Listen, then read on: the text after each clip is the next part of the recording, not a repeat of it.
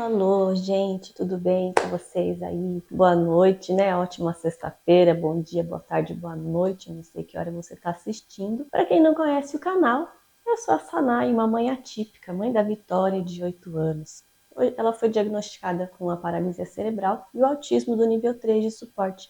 Mas esse canal, para quem já conhece, está aqui para falar um pouco das dificuldades, prestar um apoio emocional, uma forma de terapia para nós mães, para quem não consegue.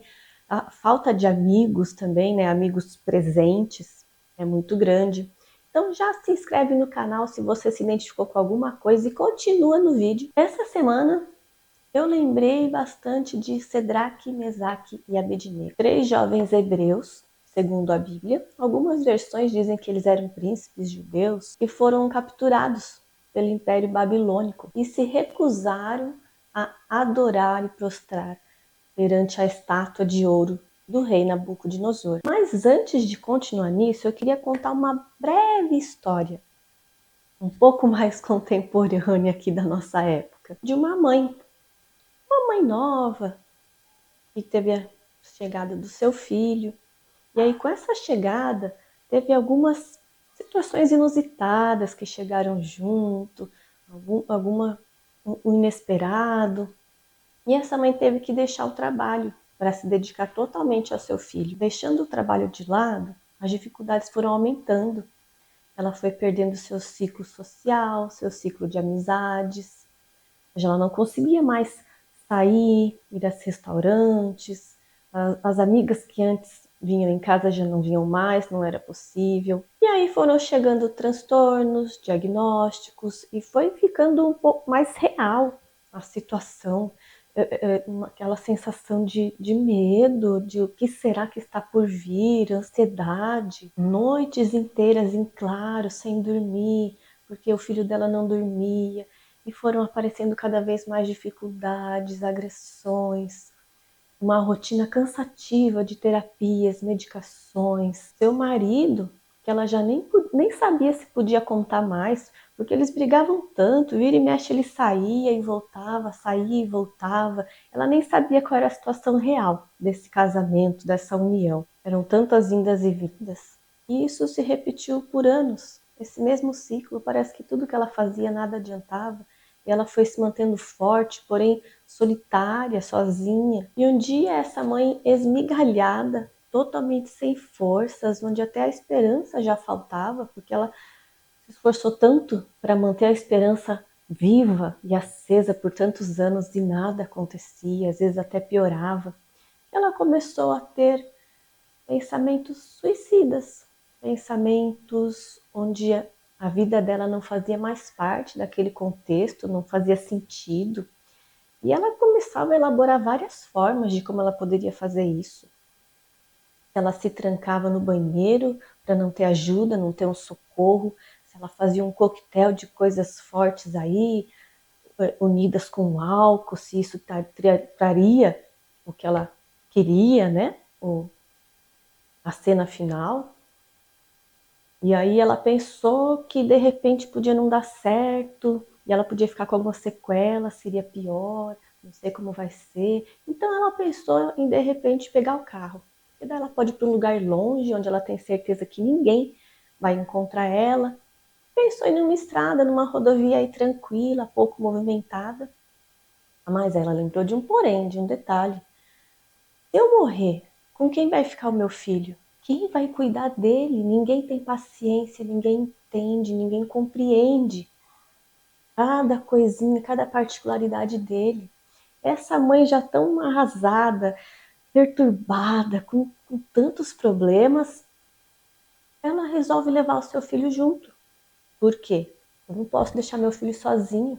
Isso seria quase um egoísmo. E ela pensa nisso como uma forma de uma coisa boa. Por quê? Porque o meu filho não pode ficar nesse mundo sozinho. Ele precisa ir comigo. Ela já perdeu a noção. Ela está tão atormentada que para ela isso é uma coisa boa. Eu vou levar meu filho comigo. Assim ele não vai mais sofrer. Eu acabo com o sofrimento dele, acabo com o meu. E aí os dias foram passando e ela começou a pensar, e se der errado também? E se o meu filho se for e eu não vou conseguir? não vou aguentar viver com essa culpa. É um peso muito grande. Eu não posso correr esse risco. E ela passava os dias assim, nesse tormento. E se? E dessa forma? E como eu faço? Eu não aguento. Essa história é a história de várias mães atípicas. São relatos reais de várias mães atípicas. Se você não viver essa maternidade atípica, talvez você não saiba porque não está nas manchetes, porque não é o que dá visualização, talvez, mas é a história de inúmeras mães que por fora elas parecem mães fortes, aparentemente cansadas só. Normal, quem é que não está cansada nos dias de hoje, né? Com muito trabalho, muita pressão, muito agito, muita violência. É uma mãe normal, como qualquer outra pessoa que a gente olha na rua e acha que está tudo bem. Às vezes até despreza, às vezes acha que ela reclama demais, às vezes ela acha ela esquisita, ela não conversa com muita gente. Mas a vida mudou ela, a vida alterou. E infelizmente tem muitas mães que não estão mais aqui hoje para contar essa história, a sua versão. E são tantas mães, foram tão reclusas de tudo, do mundo, da sociedade, do trabalho, que às vezes os vizinhos nem se dão conta da falta delas. Quantos casos nós vemos por aí? Eu fico tentando me colocar no lugar dessa mãe, desse filho que está ali sozinho há dias, com a mãe onde já está só o corpo ali, os vizinhos não sentiram falta, os familiares não sentiram falta. É triste, mas é a verdade que geralmente as pessoas não querem ouvir. Se você é uma mãe atípica, ou talvez que não seja também, né? Porque problemas, as dificuldades emocionais, mentais estão aí e todo mundo está sujeito. Talvez você não seja uma mãe atípica, mas eu não sei o tipo de dificuldade que você passa, financeira, conjugal, de reclusão, de preconceito, por qualquer que seja a dificuldade ou as dificuldades, você está aqui hoje. Não se esquece disso. Talvez você esteja se sentindo assim, um caco, mas você ainda está aqui. E se você caiu nesse vídeo, não foi por acaso. Porque, voltando à nossa história, né? Cedraque, Mesaque e Abednego foram jogados na fornalha. E eu fico imaginando, porque por mais fiéis e devotos que eles fossem, eles eram humanos, como nós, como eu e você. Eu fico imaginando o sentimento deles nos segundos anteriores, de medo, de ansiedade, de pavor, de meu Deus do céu, ao mesmo tempo, Deus, o Senhor não vai nos livrar da fornalha, não sei. Eu imagino que ele era tão normal quanto eu e você. E eles não foram livrados de serem jogados na fornalha. Deus deixou que eles fossem para a fornalha. E eu estou aqui justamente para isso. Deus está no medo, Deus está na ansiedade, Deus está na depressão, Deus está no improvável, nas causas perdidas. Deus está onde ninguém mais vê nada, ninguém vê saída, ninguém te reconhece como nenhum mérito. É aí que Deus está. Porque os três estavam dentro da fornalha ardente, talvez com medo, com tantos sentimentos ali aflorados, e eles saíram ilesos, andando. Se eles não tivessem entrado na fornalha, cadê o milagre? O milagre foi justamente porque eles entraram na fornalha. Eles passaram pelo fogo, eles passaram por tudo isso que você está passando e saíram ilesos, sem queimaduras e andando. Com uma história, sim, com uma história de vida, uma experiência. Você pode estar no meio do caminho. Mas esse não é o final. Deus vai tirar da fornalha, porque Ele está te vendo, Ele te conhece, Ele sabe das suas dificuldades, Ele não te abandonou quando às vezes você pode pensar que Ele abandonou. Talvez Ele esteja deixando você entrar na fornalha para que a glória dele seja vista por todos e não só por você. Porque todo mundo vai ver que você saiu da fornalha ilesa, sem queimaduras, e com história, com testemunho para contar, que ele cresça e eu diminua, como já dizia, né? Como diz a música, nós vivemos vários milagres todos os dias, mas geralmente eles são tidos ou vistos como pequenos, mas na verdade são pequenos, grandes milagres. O fato de eu acordar com saúde hoje para cuidar do meu filho, o fato do meu filho estar com saúde hoje, porque quando ele adoece é tão difícil tudo.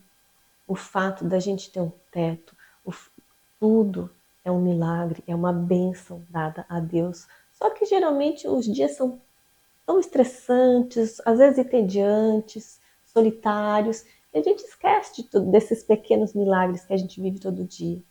Mas é porque Deus está cuidando. Não abandone, não deixa de lembrar e ser grata por esses pequenos milagres, para não perder o seu milagre. Para ele chegar, ele vai chegar na hora certa, eu creio. Muitas vezes nós pedimos a cura para Deus, só que nem nós mesmos sabemos que cura nós precisamos. Um rapaz jovem pode ter ficado acamado e implorando a cura para Deus, porque ele precisa trabalhar, porque ele é jovem, porque ele precisa ter saúde, e ele implora a cura dele, e Senhor me cura, e ele está lá acamado. Mas ele não sabe que às vezes Deus justamente deixou ele acamado para curar ele. Porque ele não sabe qual é a cura que ele precisa realmente. Ele acha que ele precisa da cura de uma enfermidade. Mas Deus sabe que aquela enfermidade é temporária, é passageira, Deus já sabe. Mas enquanto ele está ali naquela cama, Deus está curando outras áreas da vida dele. Deus sabe exatamente da cura que nós precisamos. A mensagem de hoje é essa. Hoje eu tô de rosa aqui, né, gente? Porque nós estamos no Outubro Rosa, que é a campanha de prevenção a câncer de mama. Então, mãe, se cuide, não se esqueça, vai atrás se já tá meio atrasado aquele exame ali, né, que a gente sabe como é. Mamografia não é mais acima dos 40 anos hoje, só para lembrar. Compartilha com quem você acha que essa mensagem pode ser relevante, pode ser legal. Você que já é de casa, que já conhece, curte o vídeo, deixa o seu like, que ajuda muito a gente a alcançar outras mães, porque nós não queremos inscritos, nós buscamos amigos. A gente sabe como essa vida é solitária e nós buscamos e queremos amigos. Compartilhar ideias, histórias, é uma ajuda mútua. Toda sexta-feira às 7h17 da noite nós estamos com um vídeo novo, então não perde, fica aí. Um beijo, até semana que vem.